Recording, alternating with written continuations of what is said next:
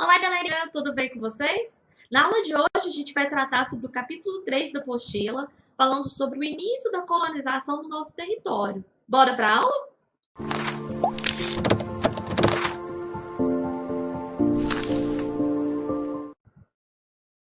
Bom, pessoal, o que a gente quer dizer quando fala em colonizar um determinado local? A gente está falando, nesse período histórico, de uma relação de domínio e exploração de um determinado território. Ou seja, tomando como exemplo a relação entre Brasil e Portugal, Portugal domina o nosso território, independente dos indígenas que já habitavam aqui, e explora economicamente, lucrando aí bastante ao longo dos mais de 3 séculos de colonização. Então, toda vez que nós ouvirmos esse termo, a gente está falando desse tipo de relação acontecendo, tudo bem? E como que vai se dar o processo de colonização no nosso território? No primeiro momento, que são os primeiros 30 anos de ocupação portuguesa do território, que a gente chama de Brasil pré-colonial, os portugueses vão tomar duas medidas que a gente pode destacar. A primeira delas é explorar e reconhecer o território, o litoral principalmente, entendendo que grupos que viviam aqui, como esse território ele poderia ser caracterizado com a sua vegetação, clima. Além disso, os cartógrafos acompanhavam essas viagens para fazer o mapa dessas regiões, de modo que o acesso se tornasse cada vez mais fácil. Uma outra questão importante desse período é a extração do pau-brasil.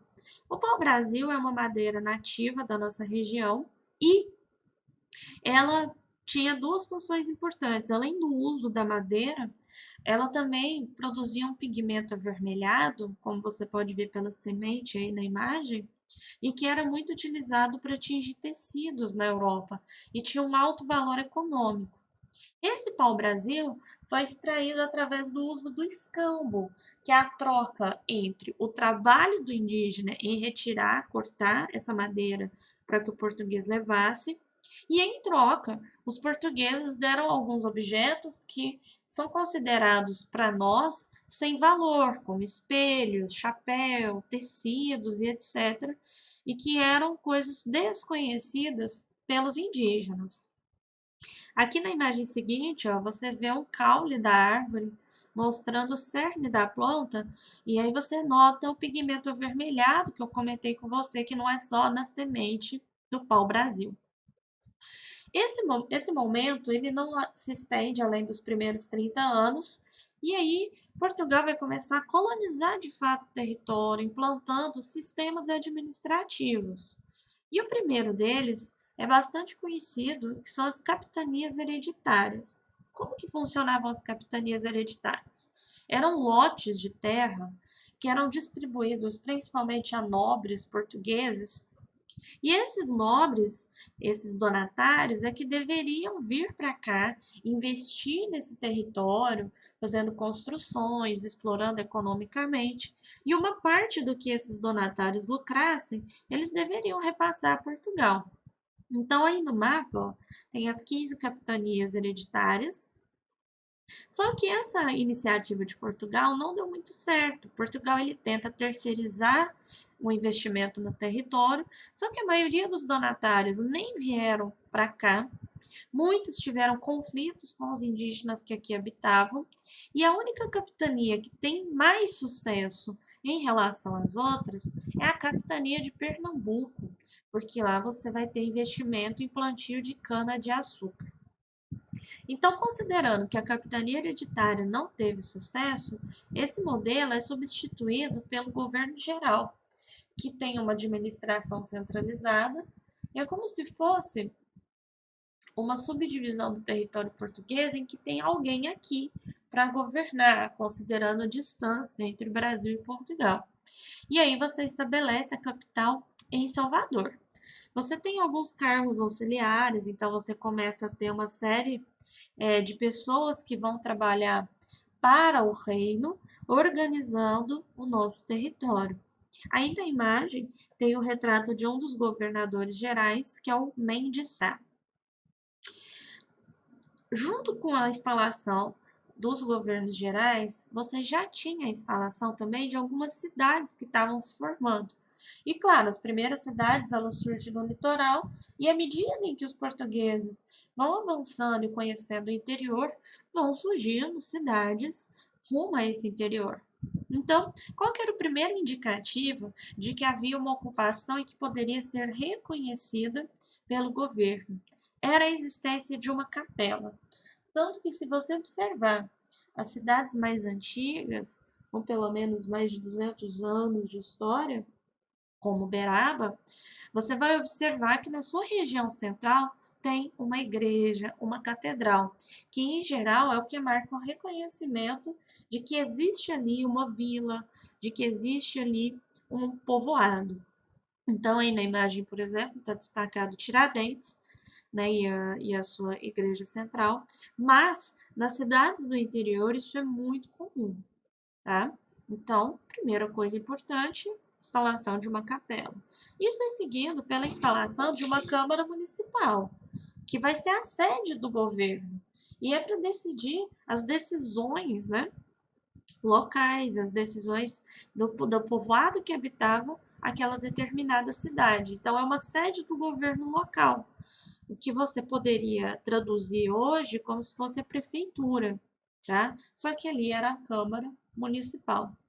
Além da Câmara Municipal, você tinha um forte, em cada cidade ao menos, para sediar ali onde os militares ficavam, onde se armazenava, onde se guardava os armamentos. Então, é um instrumento também muito importante dentro da arquitetura dessas primeiras cidades no Brasil colônia. Além disso, você tem outras construções que também são importantes, as enfermarias. O que seria essa enfermaria? Seria o que a gente poderia traduzir por uma espécie de hospital. Só que, claro, com muito menos recursos, considerando o período histórico que a gente está falando e a própria falta de recursos de várias cidades que tem no Brasil colonial. Além disso, você tem os comerciantes, os artesãos e a moradia das pessoas que viviam nessas cidades. Como funcionava a economia colonial nos primeiros 2 séculos? Ela dependia principalmente do plantio de cana-de-açúcar. Portanto, se ela dependia disso, você vai ter instalação de engenhos. E o açúcar, pessoal, principalmente nos séculos 16 e 17, ele tinha um alto valor econômico. Em muitos lugares, ele era conhecido como ouro branco. Então, claro que era um investimento de alto potencial lucrativo.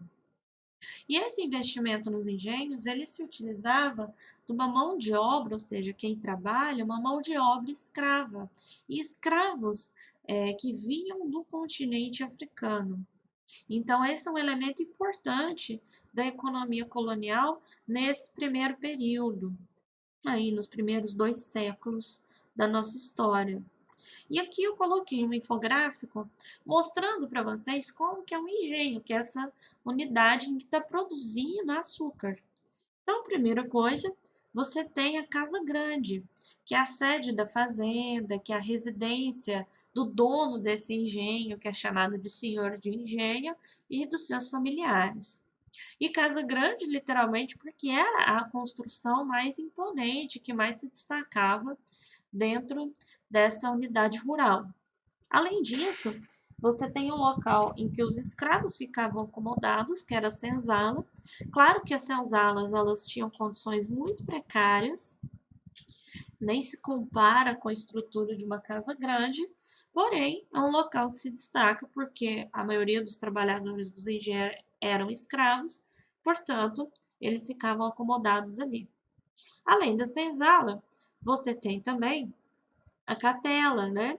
Então você tinha missas que eram realizadas dentro desses engenhos e, inclusive, essas capelas também serviam como uma espécie de cemitério, porque quem morria, que era da família do senhor do engenho, era enterrado ali mesmo.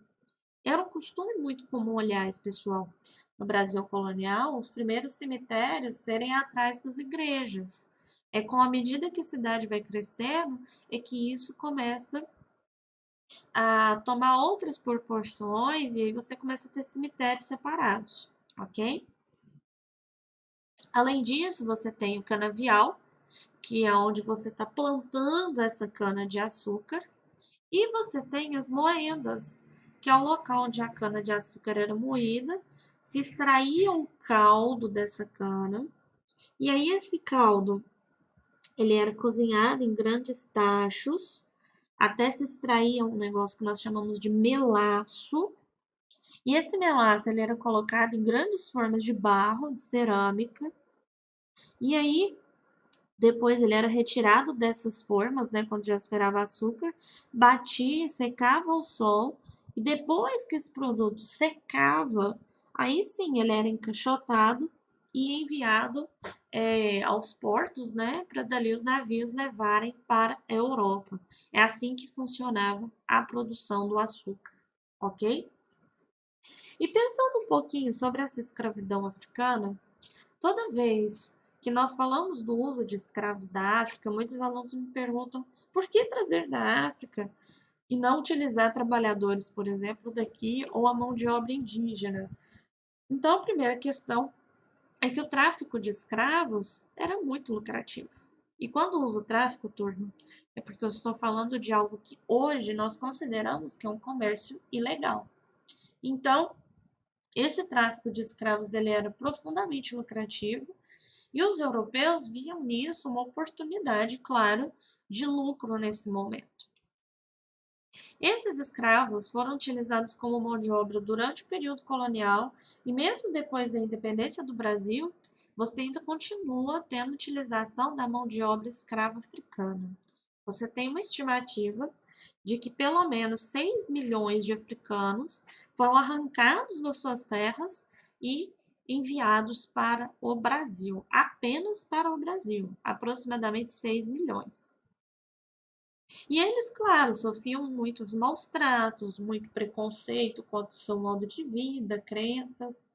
Agora, vocês precisam ter em mente que o mais importante quando a gente fala de um escravo é que o escravo é uma propriedade, ele é considerado uma propriedade. Por isso que a gente diz que é uma relação que desumaniza, porque ela te torna uma coisa. Então, o escravo ele era vendido, ele era comprado, você podia alugar, você podia deixar de herança, porque o escravo é considerado uma propriedade. E claro, a partir do século XV, o europeu, lucrando com esse comércio de africanos, vai deixar muito claro, inclusive a gente relaciona muito isso, de que o africano é inferior, de que ele que é o escravo. Então, é uma noção que está se construindo nesse período. Então, é um processo extremamente cruel. É claro que os africanos eles resistem a esse processo, não vão aceitar pacificamente serem capturados e retirados de suas vidas. Então você tem, por exemplo, muitas fugas, enfrentamentos com os senhores do engenho e a formação de algo que nós chamamos de quilombos. Quilombos são comunidades, principalmente locais mais isolados, em que esses, principalmente os escravos fugitivos, viviam ali em comunidade. Então, esses são os quilombos. Aí tem duas imagens que são pinturas de um artista francês, o Debré, mostrando, né, retratando um pouco desse cotidiano escravista. Então mostra um capitão do mato, que é uma espécie de gerente dentro dos engenhos, por exemplo, capturando um escravo que provavelmente poderia estar fugindo. E você tem na imagem seguinte mostrando um mercado de escravos no Rio de Janeiro, que é o mercado da Rua Valongo, que era um dos principais do Brasil. Você também teve a escravidão indígena, mas essa escravidão indígena ela vai acontecer de outras formas, e principalmente pela ação dos bandeirantes. Quem eram os bandeirantes? Eram indivíduos que faziam viagens rumo ao interior do país E eles faziam essas viagens rumo ao interior do país, e principalmente em busca de ouro, e escravizavam vários indígenas nesse caminho para trabalhar para eles, com plantações, ou na própria extração de ouro, quando eles acabam de encontrar. Então, os bandeirantes, querendo ou não, eles produziram a destruição de inúmeras aldeias, causaram a morte de milhares de indígenas. E os bandeirantes tinham um conflito muito grande com os jesuítas, que eram religiosos da Companhia de Jesus e que vinham para a América com o objetivo de converter os indígenas à religião católica. E aí eles formavam aqui no nosso território aldeamentos, que são missões jesuítas, em que lá os índios eram convertidos à religiosidade católica e, claro, aprendiam os modos de vida do europeu, que era algo visto como errado, né, pelos europeus, pelos católicos. Então, havia um grande conflito entre esses religiosos com os bandeirantes, porque os jesuítas eram contra a escravidão indígena por terem como objetivo de convertê-los ao catolicismo, ok? Então, é uma outra faceta da escravidão também em nosso território. Como que então, gente, a gente pode caracterizar, falar como é a sociedade colonial? Primeiro, ela é uma sociedade patriarcal, porque ela tem a sua autoridade na figura do homem. Então, quem sempre está nas posições de poder é essa figura masculina e que, em geral, são homens mais velhos. É baseada numa economia agrícola e, principalmente, gente, escravista. A mão de obra, em geral, não é livre, em que você paga um salário para esse trabalhador. Se usa mão de obra escrava. E essa imagem aqui retrata muito bem isso, em que vem um homem à frente, depois seus familiares, as mulheres, e atrás os escravos. E além disso, eu coloquei aqui uma pirâmide social, retratando justamente essa distribuição social, em que você tem os donos de terra no topo, as pessoas que são livres, mas que não têm posses, como por exemplo artesão, como um senhor de terra sem engenho, né, que em geral poderia ser um gerente de algum território que plantava cana-de-açúcar. E por fim você tem os escravos, que acabavam sendo a maior parte da população, além dos indígenas nesse período.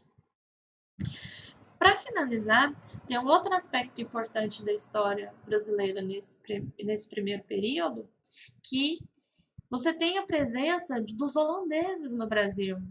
Vários, aliás, povos europeus tentaram invadir o nosso território. Os franceses tentaram invadir, não conseguiram. Você tem relatos de ingleses que caminharam aqui pelo nosso litoral. Mas os holandeses, eles conseguiram invadir e ficaram aqui por alguns anos.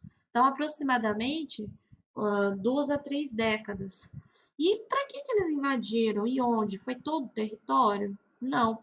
Eles invadiram a região Nordeste, lá no século XVII, ou seja, nos anos 1600, para explorar açúcar, porque a cana-de-açúcar valia muito dinheiro naquele período. E eles vão promover uma urbanização, ou seja, vão construir uma série de cidades nesse período, inclusive cidades que ainda existem hoje, que têm construções remanescentes desse período. Você também tem aí, nesse período ainda, a vinda de inúmeros artistas e cientistas que vão registrar um pouco de como era o Brasil colonial, falando da sua natureza, dos povos que aqui viviam, como os portugueses, né, construíam suas relações de dominação aqui no território. Então deixaram muitos registros para nós. E aqui, ó, tem um mapinha, inclusive, mostrando nessa área em laranja, que são áreas onde os holandeses dominaram. Eles são expulsos ainda no século XVII, em 1654, pelos portugueses, mas, claro, deixaram suas marcas em nosso território. Bom, pessoal, espero que vocês tenham gostado da aula e tenham compreendido. Qualquer dúvida, deixem aqui nos comentários, curtam, compartilhem o nosso canal e acompanhem as próximas novidades, tá bom? Um beijo, se cuida e até a próxima.